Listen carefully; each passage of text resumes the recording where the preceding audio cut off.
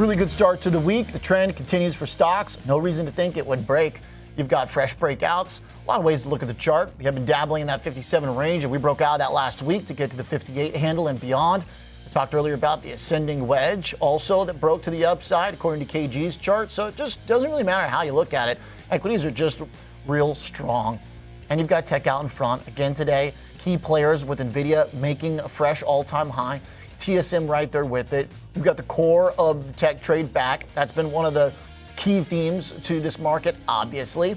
The other one has been that bonds have been selling off while stocks are rallying, and that shows a really healthy return to a normal relationship between the stock market and economic data. In fact, we've been able to continue rallying after last week's CPI came in a little bit warm. It's also encouraging that investors are moving on from that as a major fear. So without really anything on the economic data calendar this week, we've got retail sales, a bunch of Fed speak. Her data Kashkari is still ready to cut. Even though we may not get another big 50-degree cut, then that's fine as long as we're moving in the direction of easing markets like that. And so you have a really good combination of the macro trend as well as what I think you should expect for earnings. When you've got economic data beating expectations, generally suggests that earnings should be doing the same. And so far, the message that we heard from the banks was very solid. And so we're looking for a little bit more of that tomorrow. We'll see how the market responds to Netflix earnings this week. Obviously, a high growth stock at records, so you do want to see how the Mag 7 trade interact. Still have a few laggards in that group like Alphabet, but Apple's strength today too points towards more of the same, consistency and reliability in the key tech names. So the green light for stocks is in good shape. I've had the red on crypto for a couple days. I'm being a little stubborn in keeping it there because I'm just respecting the downtrend in the channel.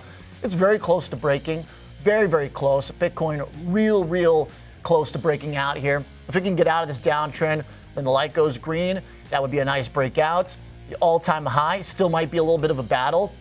75,000 once you get up there, going to be crucial to see how Bitcoin responds. Might not be able to put the green light on until you get to a fresh breakout because, as I've talked about before, when you zoom out on the long-term chart, you still have the bearish divergence where each new high in Bitcoin between that 70 and 75 range over the last couple of years hasn't brought with it a momentous breakout. And so actually each high has been at lower momentum.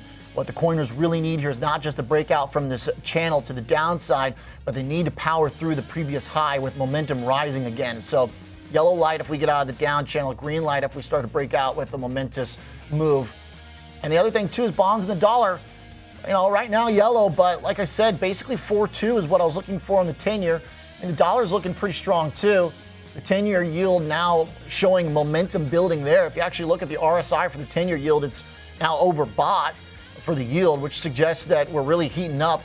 Now, bonds aren't really so much of a momentum asset, though.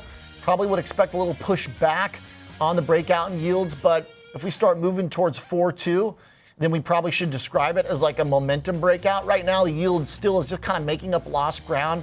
I would still describe this as a bounce back in yield, a very strong one, very intense one for sure, but I don't think it's problematic for stocks yet.